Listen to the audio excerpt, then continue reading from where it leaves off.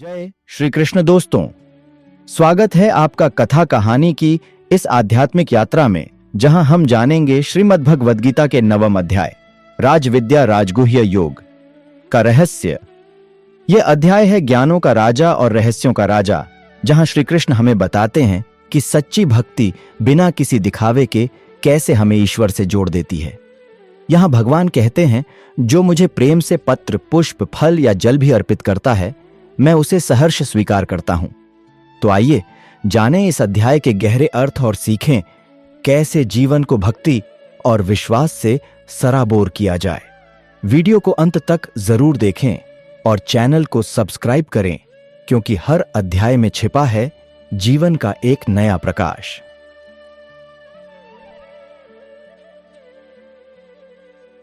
अध्याय 9 राजविद्या राजगुह्य योग, ज्ञान और रहस्य का राजा। श्री भगवान बोले, हे अर्जुन, अब मैं तुझे सबसे गोपनीय ज्ञान और रहस्य बताने जा रहा हूं, जिसे जानकर तू संसार के दुखों से मुक्त हो जाएगा। भावार्थ, यह अध्याय उस सर्वोच्च ज्ञान को प्रकट करता है जो न केवल बुद्धि से बल्कि भक्ति से भी समझा जा सकता है। यह ज्ञान सबसे श्रेष्ठ और गोपनीय है, जिसे अनुभव द्वारा जाना जा सकता है। जो लोग श्रद्धा नहीं रखते, वे इस धर्म में स्थित नहीं रहते और जन्म मरण के चक्र में पड़े रहते हैं। मैं यह संपूर्ण जगत अपने अदृश्य रूप में व्याप्त करता हूं। सभी प्राणी मुझ में हैं, पर मैं उनमें नहीं हूं। भावार्थ, भगवान सर्वव्यापी हैं, सब कुछ उन्हीं में है, लेकिन वे सब में बंधे नहीं हैं। प्राणी मुझ में नहीं हैं। यह मेरा अद्भुत योग है। मैं सबका धारण करता हूं, परंतु मैं उनमें स्थित नहीं प्रतीत होता। जैसे वायु सदा आकाश में स्थित है, वैसे ही सभी प्राणी मुझ में स्थित हैं। सभी प्राणी अंततः मेरी प्रकृति में लीन हो जाते हैं और पुनः सृष्टि के समय प्रकट होते हैं। मैं प्रकृति को प्रेरित करता हूं और वह मेरी आज्ञा से सजीवों की रचना करती है। मैं इन कर्मों में आसक्त नहीं होता, क्योंकि मैं निष्क्रिय, तटस्थ और अनासक्त हूं। मेरी माया के अधीन प्रकृति सजीवों की रचना करती है और मैं उसका पर्यवेक्षक हूं। मूर्ख लोग मुझे मानव रूप में देखकर तुच्छ समझते हैं। वे मेरी दिव्य सत्ता को नहीं पहचानते।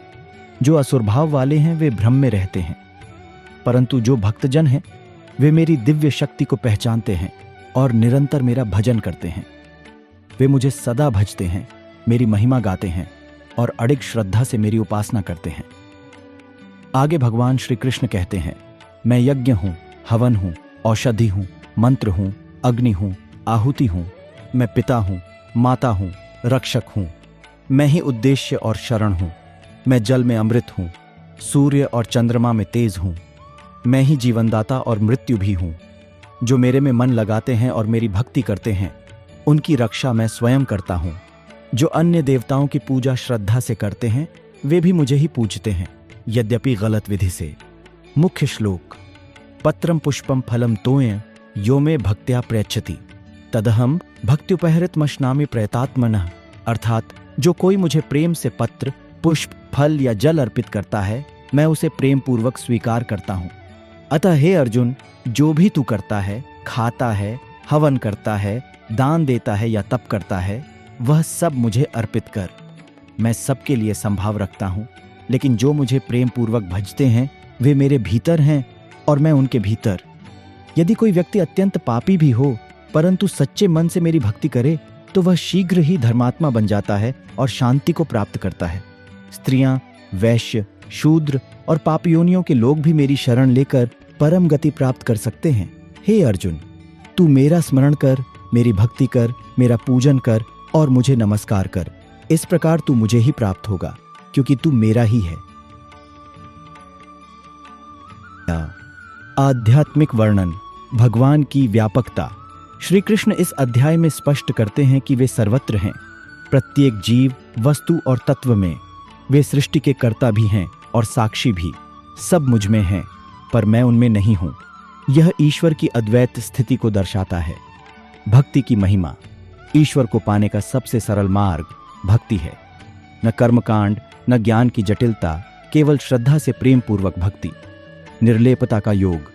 प्रभु कर्म करते हैं, सृष्टि चलाते हैं, फिर भी उनमें आसक्त नहीं होते। यही सच्चा योग है, कर्म में रहकर भी उससे मुक्त रहना। भगवान का आश्वासन। जो भी भक्त प्रेम से अर्पित करता है, भगवान उसे स्वीकार करते हैं। भक्ति में जाति, लिंग, स्थिति कोई भेद नहीं, सभी को भगवान सहज ही स्वीकार करते हैं। व्यवहारिक वर्णन समता का पाठ। भगवान सभी में संभाव रखते हैं। हमें भी व्यवहार में सबके प्रति समान दृष्टि, प्रेम और करुणा रखनी चाहिए। भक्ति को जीवन में उतारना, अपने रोजमर्रा के कार्य, खाना, दान, पूजा, पढ़ाई, सेवा सबको भगवान को समर्पित करके किया जाए तो जीवन स्वयं योग बन जाता है। संसार में रहकर ईश्वर स्मरण, जीवन की भागदौड़ में भी ईश्वर को न भूलें। जैसे अर्जुन को युद्ध में रहते हुए भी श्री कृष्ण का स्मरण था, वैसे ही हमें अपने जीवन संग्राम में प्रभु का स्मरण रखना है। पापी भी भगवान को पा सकते हैं, कोई कितना भी गिरा हुआ क्यों ना हो। यदि वह सच्चे मन से प्रभु की शरण में आता है तो वह भी उद्धार पा सकता है। यह हमें दूसरों का तिरस्कार नहीं, प्रेम और आशा का संदेश देता है। अध्याय 9। राजविद्या राजगुह्य योग पर आधारित एक सुंदर कहानी, प्रेम की अर्पणा। कहानी प्रेम की अर्पणा बहुत समय पहले की बात है। एक छोटा सा गांव था, शांतिपुर, जहां एक वृद्ध ब्राह्मण रहता था। नाम था हरिदास। जीवन भर उसने वेद पाठ, कर्मकांड और यज्ञ हवन किए थे, पर अब उम्र हो चली थी। शरीर थक गया था, पर आत्मा अभी भी ईश्वर की खोज में थी। गांव के बाहर एक झोपड़ी में एक निर्धन लड़का रहता था, मधु। वह अनाथ था, पर बहुत श्रद्धावान। दिन में वह खेतों में काम करता और रात को एक दिया जलाकर बैठ जाता। श्री कृष्ण की मूर्ति के सामने अपने मन की बातें कहता। हरिदास को मधु की पूजा देख पहले हंसी आती थी। न मूर्ति को स्नान कराता है, न मंत्र जानता है, न तिलक लगाता है। भक्ति ऐसे होती है क्या? पर एक दिन कुछ घटा। रात्रि का समय था। हरिदास को स्वप्न में स्वयं श्री कृष्ण प्रकट हुए। वो मंद मंद मुस्कुरा रहे थे। उन्होंने कहा, हरिदास, तू जीवन भर मंत्रों में उलझा रहा, पर मैं वहां हूं जहां केवल प्रेम है। मधु का वो सादा जल अर्पण, वो टूटी हुई तुलसी की पत्तियां मेरे लिए अमृत हैं, क्योंकि वह मुझे नहीं, अपने दिल को अर्पित करता है। हरिदास जाग उठा, हृदय कांप रहा था। सुबह होते ही वह मधु के पास गया, उसके चरणों में बैठ गया और बोला, बेटा, आज तूने मुझे सिखाया कि भक्ति क्या होती है। मधु हक्का बक्का, पर बाबा, मैं तो बस उनसे बातें करता हूं, मेरे पास देने को कुछ नहीं। हरिदास ने मुस्कुराकर कहा, श्री कृष्ण को पाने के लिए कुछ नहीं चाहिए बेटा, बस एक सच्चा मन चाहिए जिसे तू हर रात चुपचाप अर्पित करता रहा।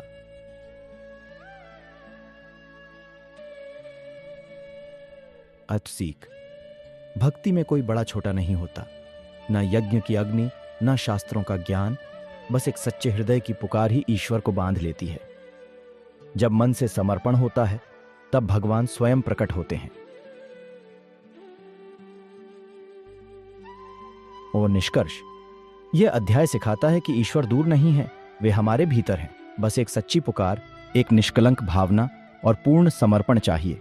ईश्वर किसी भेदभाव से नहीं, केवल प्रेम से बंधते हैं। जय श्री कृष्ण।